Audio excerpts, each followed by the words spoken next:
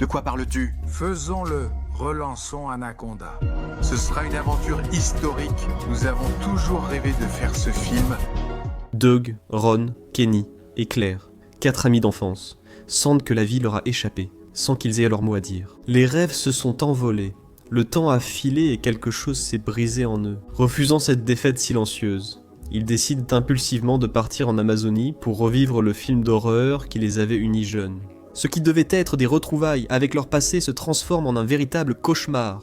La jungle n'a pas de nostalgie et quand un anaconda géant surgit, la fiction s'efface. Plus de caméras de sécurité ni de seconde prise, seulement la peur, des choix désespérés et une lutte pour survivre. Ainsi commence Anaconda.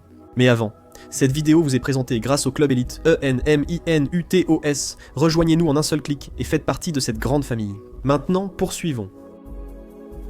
Dans la dense jungle amazonienne, Anna, une jeune fille, et son ami Paolo cherchent en quelque chose qui reste mystérieux.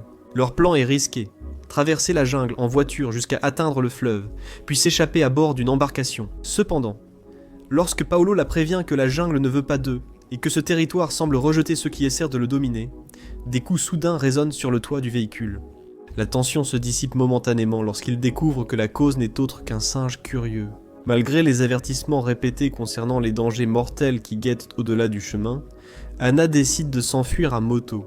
Sa fuite est vite repérée par un groupe mené par Joao, qui lance une poursuite implacable. L'affrontement se poursuit près de la rivière, où Anna essaie de les semer parmi les courants et la végétation. Cependant, la situation prend une tournure terrifiante lorsqu'un anaconda gigantesque émerge des profondeurs, et en un instant brutal, elle met fin à la vie de l'un des hommes de Joao, semant la panique parmi les poursuivants. Pendant ce temps, à des milliers de kilomètres de là, en Californie, un homme nommé Doug raconte avec enthousiasme une histoire fantastique sur une créature monstrueuse. Son récit est soudain interrompu par le couple qui l'a engagé pour filmer leur mariage. Doug, dont la vraie passion est la création d'histoires et de mondes imaginaires, gagne sa vie en filmant des mariages monotones, pour des clients recherchant uniquement un produit générique. Privé d'émotion et de personnalité, cette routine le fait se sentir prisonnier d'une vie sans satisfaction ni sens. Ailleurs dans l'engrenage industriel, Ron, un acteur, se bat pour percer tandis qu'on le maquille pour un nouveau rôle. Après une longue attente, il se prépare avec enthousiasme, mais sa participation reste brève et frustrante. Il arrive comme infirmier, mais est renvoyé après avoir raté plusieurs fois une réplique anodine, ce qui fragilise encore sa confiance. En quittant les lieux, Ron croise plusieurs panneaux publicitaires, dont l'un attire fortement son attention. L'affiche d'une ancienne production de 1997 sur un serpent géant, intitulé Anaconda. À ce moment-là, il reçoit un message de son ami Doug, qui lui dit à quel point il est fier qu'il ait enfin obtenu un rôle. Doug écrit sur son ordinateur portable jusqu'à l'interruption de son patron. L'homme admet que filmer des mariages n'a jamais été son rêve. Il l'encourage à penser à l'avenir et à sa retraite, en lui assurant que le bureau pourrait un jour être à lui. Plus tard, sur le chemin du retour, Mali, la femme de Doug, essaie de le convaincre de fêter son anniversaire. À son arrivée, Doug a la bonne surprise de trouver tous ses amis réunis avec son fils, l'attendant. Pendant la fête, Doug retrouve son ami Kenny, qui lui offre un panier de produits de soins personnels en signe d'affection. Il discute aussi avec son amie Claire, qui lui avoue avoir été trompée par son compagnon. Finalement, la soirée atteint un moment émouvant, lorsque Doug retrouve son meilleur ami Ron, clôturant la journée avec un mélange de nostalgie, de complicité et d'espoir renouvelé. Pour célébrer ces retrouvailles, Ron projette une courte vidéo qu'ils avaient tournée lorsqu'ils n'étaient encore que des enfants, sous la direction improvisée de Doug. Sur ces images, Ron, Kenny, Claire et lui devenaient des héros vainqueurs d'une bête imaginaire. La scène éveille une profonde nostalgie et ravive une étincelle créative au sein du groupe, leur rappelant la passion et l'innocence de ces premiers rêves partagés. Le lendemain, les 4 amis se retrouvent à nouveau dans un restaurant, entre rires et souvenirs. La discussion porte sur leur film préféré, Anaconda. Ils se remémorent chaque dialogue avec un enthousiasme presque enfantin, les récitant par cœur et revivant des scènes emblématiques. Soudain, Ron brise l'ambiance avec une révélation inattendue. Il dit avoir rencontré la veuve de l'auteur et acquis les droits de l'œuvre. Lorsque Doug lui demande ce qu'il compte en faire, Ron répond sans hésiter qu'il veut que tout le monde participe à une nouvelle adaptation du livre. Il propose que lui et Claire jouent, que Kenny s'occupe de la caméra et que Doug prenne le rôle de réalisateur. Son enthousiasme convainc tous, sauf Doug, qui reste silencieux, submergé par la proposition. Doug, un homme prudent avec une famille à soutenir, se sent pris au piège entre la sécurité de son emploi actuel et le rêve qui a marqué son enfance. Ron tente de le convaincre en rappelant leur passé, mais Doug réplique froidement qu'ils ne sont plus des enfants et doivent prendre des décisions responsables. Ron se réveille et dit au revoir à son ami, visiblement déçu. De retour, Doug s'assoit avec son fils pour revoir ce vieux court-métrage de son enfance. Peu après, Mali les rejoint et seule, elle l'encourage à réaliser le film, lui rappelant qu'à chaque visionnage de ce court-métrage, une émotion illumine son visage, absente depuis des années. Une vraie joie que le quotidien avait éteinte. En montant la vidéo d'un mariage, Doug a une épiphanie soudaine. Il va alors chez Ron pour lui dire qu'ils doivent réadapter Anaconda au plus vite. Cette nuit-là, porté par une énergie surnaturelle, Doug rédige le premier livre, scénario du nouveau film, comme inspiré par les muses de la créativité. La proposition est ambitieuse. Doug réalisera, et les autres seront coproducteurs. Après avoir fait les premiers calculs, Doug estime qu'ils auraient besoin d'environ 2 millions de dollars pour le tournage. Le budget inclut un voyage de 3 semaines au Brésil, la location d'un bateau, l'équipe technique, et même l'embauche d'un vrai serpent. Déterminés à tout risquer, ils essayent d'obtenir des prêts, mais ils ne parviennent à réunir que 9 400 dollars. Face à cette réalité, Doug refait les calculs et réduit drastiquement le budget jusqu'à le ramener à 43 000 dollars. Après lecture du scénario final, Ron s'empresse de le qualifier de chef-d'œuvre. Il est alors révélé que Kenny a déjà travaillé avec Doug, qui a dû le licencier après qu'il ait gâché un mariage à cause de son alcoolisme. Malgré tout, et sans hésiter, Doug décide de lui donner une seconde chance et l'invite à redevenir son caméraman, en misant sur loyauté et rédemption. Le jour du départ pour le Brésil, le fils de Doug lui offre une statuette gravée « Le meilleur Doug ». Un geste simple mais émouvant. Au Brésil, Doug dit qu'il lisait sur les anacondas pendant le vol. Il précise que ces serpents chassent silencieusement. Elles restent immobiles, jusqu'à ce que leur proie approche, puis l'attaquent férocement, l'enroulent et l'étouffent, sans lui laisser aucune chance de s'échapper. C'est à ce moment-là que Carlos Santiago, un vendeur de serpents, apparaît et partage avec le groupe un récit troublant sur une femme qui a été capturée par une anaconda. Il décrit crûment comment ses yeux sont sortis de leurs orbites. Cette femme, révèle-t-il, était sa propre grand-mère. Carlos leur parle aussi de l'histoire du serpent qu'il va leur louer. Il explique l'avoir sauvé d'une rivière polluée au mercure par l'exploitation minière illégale, un problème grave et persistant dans la région. Il leur affirme que le serpent, sous contrôle, est inoffensif car non venimeux. Cependant, il les avertit qu'ils doivent prendre des précautions extrêmes pour ne pas croiser les anacondas sauvages de la région. Il mentionne même, avec une inquiétante sérénité, qu'il vaut mieux être asphyxié par une anaconda plutôt que d'être chassé par elle. Anna se cache dans un restaurant pendant que Joao la cherche sans relâche.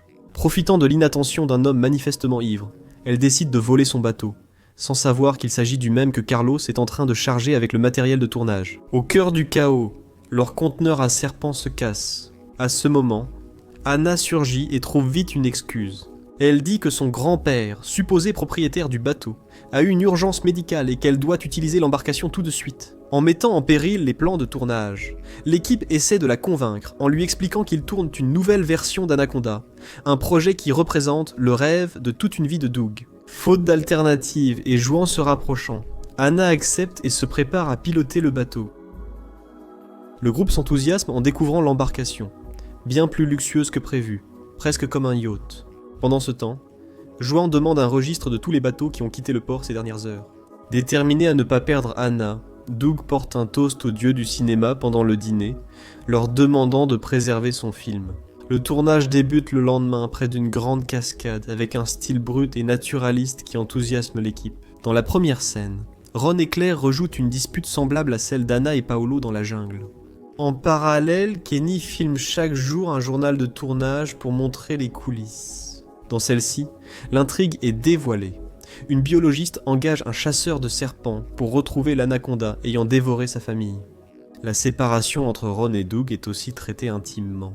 Tous deux avaient prévu de voyager ensemble à Los Angeles pour poursuivre leurs rêves, mais finalement Doug a été contraint de rester en arrière, une décision qui a marqué le cours de leur vie. Avec Carlos, Kenny filme depuis la perspective de l'anaconda pour transmettre la traque silencieuse du prédateur. Au fur et à mesure que le tournage avance, une ancienne étincelle romantique commence à renaître entre Ron et Claire, alimentée par la proximité et les souvenirs partagés.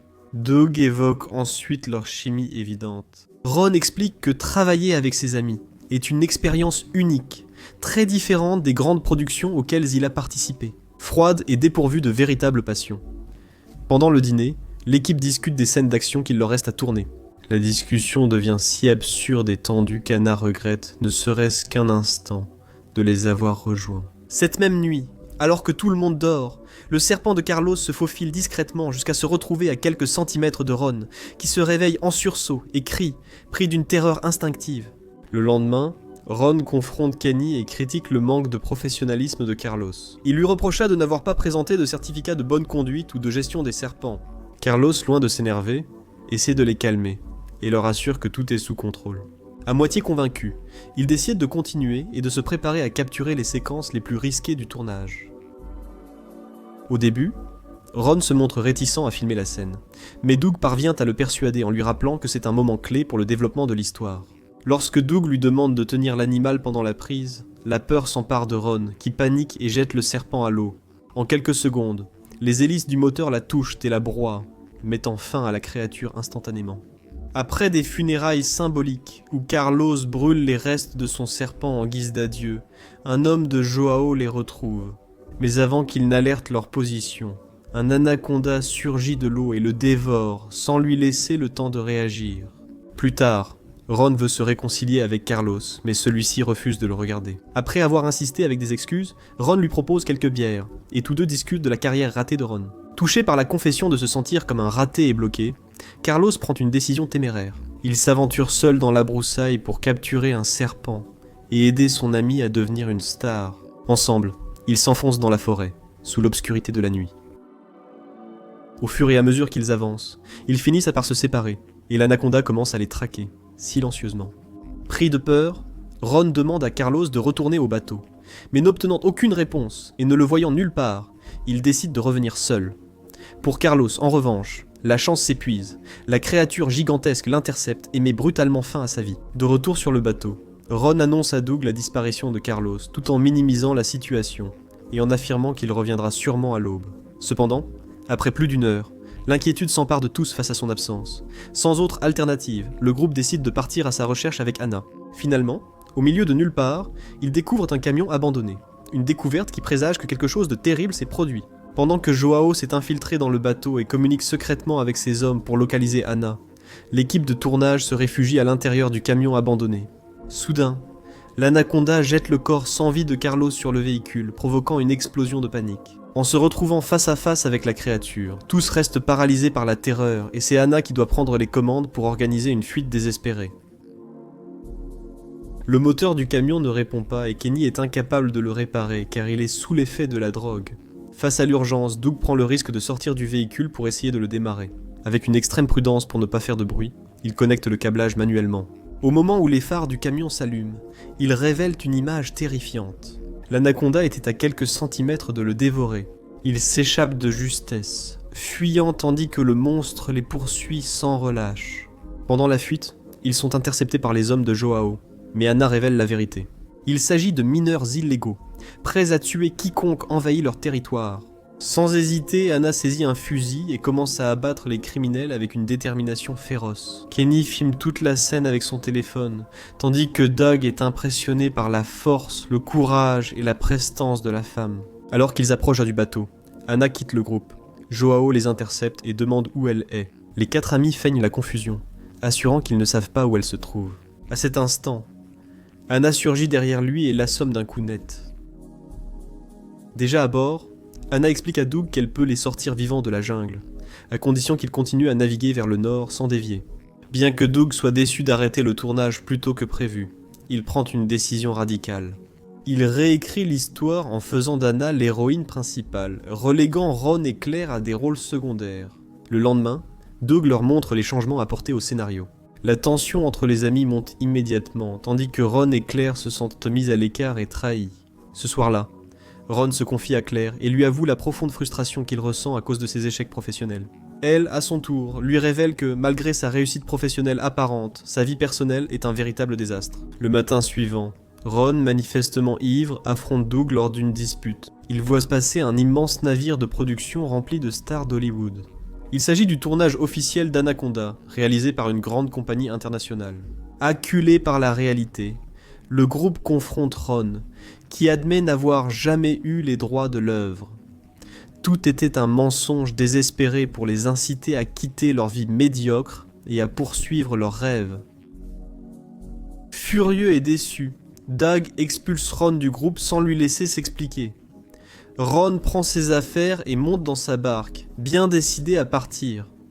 Claire essaie de le retenir en évoquant leur amitié et leurs souvenirs, mais ne parvient pas à le convaincre. Cependant, après s'être éloigné, Ron tombe sur une scène terrifiante. Le plateau du grand tournage a été complètement dévasté, et il observe, horrifié, le gigantesque serpent dévorer les rares survivants. Pris de panique, il décide de partir, de revenir immédiatement pour avertir ses amis, seulement pour se retrouver face à une situation très différente de ce à quoi il s'attendait. Pendant ce temps, le bateau de l'équipe s'est arrêté. Doug dit qu'Anna a trouvé un nouvel endroit pour tourner. Claire, inquiète, insiste pour qu'ils partent à la recherche de Ron, convaincue que sa vie est en danger. À ce moment, Anna révèle enfin ses vraies intentions. Elle sort une arme et, sous la menace, les oblige à se diriger vers une zone spécifique de la jungle. Presque au même moment, Ron revient et Joao arrive, mais il trouve le bateau vide. Peu après, Ron aperçoit le radeau de Joao et élabore un plan désespéré. De son côté, Anna conduit Doug, Claire et Kenny jusqu'à un quai abandonné, où il déterre plusieurs paquets cachés. La vérité éclate. Anna est contrebandière et l'or appartient à son trafic illégal. De façon inattendue, Joao apparaît. Il s'avère en réalité être un policier infiltré qui tentait de protéger les ressources naturelles de la jungle. Au cœur du chaos, Ron intervient pour sauver ses amis mais blesse Joao, réalisant trop tard sa faute. Alors qu'Anna pointe son arme vers le groupe, Joao tente de réagir et de l'arrêter, mais elle finit par les exécuter sans pitié.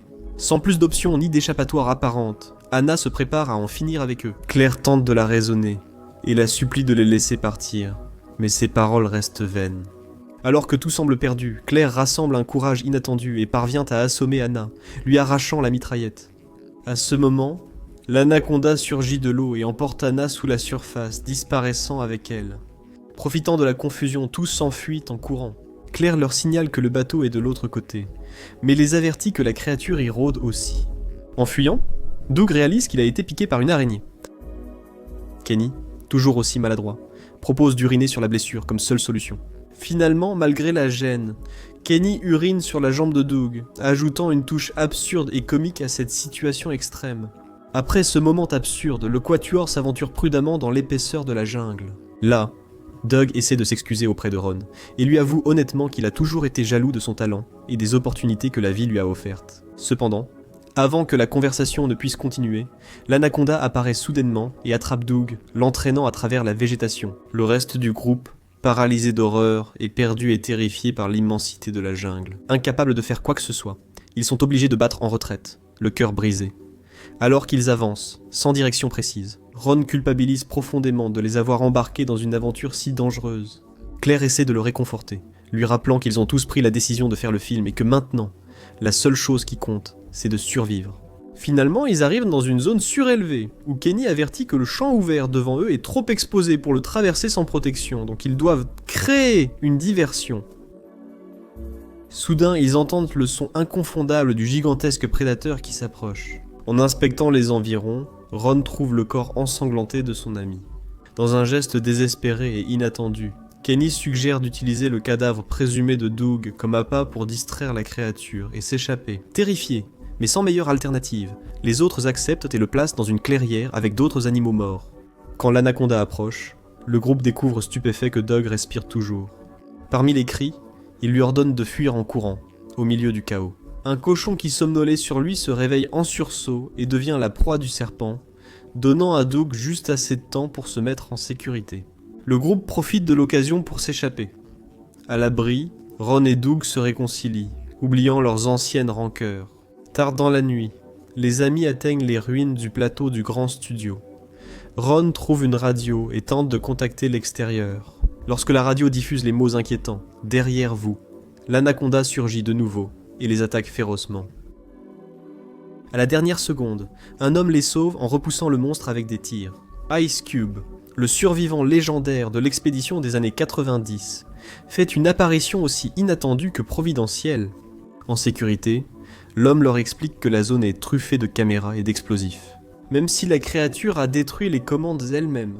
Après un selfie et avoir donné un pistolet à Ron, le vétéran repart dans la jungle pour retrouver Jennifer Lopez et son équipe toujours disparue. Doug et Ron, résolus à en finir avec le cauchemar, préparent un plan pour exploiter les feux d'artifice du lieu. Kenny et Claire activant toutes les lumières et caméras, tandis que Doug et Ron préparent un véhicule comme appât pour attirer la bête vers la zone d'impact. En percevant que la créature s'approche, Ron crie pour attirer son attention. En quelques secondes, l'anaconda surgit de l'ombre, forçant Doug à fuir à toute allure. À leur arrivée au premier point, les détonations ne se déclenchent pas comme prévu. Kenny et Claire doivent intervenir manuellement et cherchent désespérément le panneau de contrôle. Ils parviennent finalement à déclencher la première explosion et fuient les lieux, mais se retrouvent rapidement piégés dans une impasse. Horrifiés, ils voient que les explosions n'ont pas arrêté le colosse. C'est alors que Ron fait un pas en avant, arme à la main, se rappelant ces phrases héroïques qu'il prononçait dans les vidéos de son enfance. Il affirme avec détermination que personne ne blessera ses amis tant qu'il sera là. D'un tir précis sur une conduite de gaz, il provoque une explosion massive qui désintègre complètement l'anaconda. Dans un dernier élan désespéré, Doug achève la créature sans pitié avec la statuette offerte par son fils. Ainsi s'acheva le cycle de terreur qui les avait poursuivis. 1 an plus tard, la vie de chacun était transformée. Ce projet chaotique, issu d'erreurs, de dangers et de décisions désespérées, est finalement devenu un succès inattendu. Le film était récompensé dans un festival de cinéma et finalement, le groupe atteint la reconnaissance qui pendant des années avait semblé hors de portée. Le rêve autrefois enfantin devient enfin réalité. Ron et Claire décident de sceller leur histoire d'amour avec un mariage à thème inspiré des monstres de l'espace, un événement aussi extravagant qu'émouvant, soigneusement filmé par Doug. Au même moment, Ron obtient un rôle important dans une série télévisée, donnant l'impulsion décisive à une carrière qui a failli s'éteindre avant même de commencer. La conclusion idéale survient quand Jennifer Lopez vient chez Doug pour lui dire qu'elle a été très impressionnée par son travail. Elle l'invite naturellement à réaliser le prochain opus officiel de la franchise. Il réalise ainsi le rêve qui l'accompagnait depuis son enfance, et qui semblait condamné à rester dans le passé. Ainsi se termine cette histoire, preuve que même les chemins les plus chaotiques peuvent te mener aux fins les plus extraordinaires. Si ce résumé t'a plu, like et abonne-toi. À la prochaine.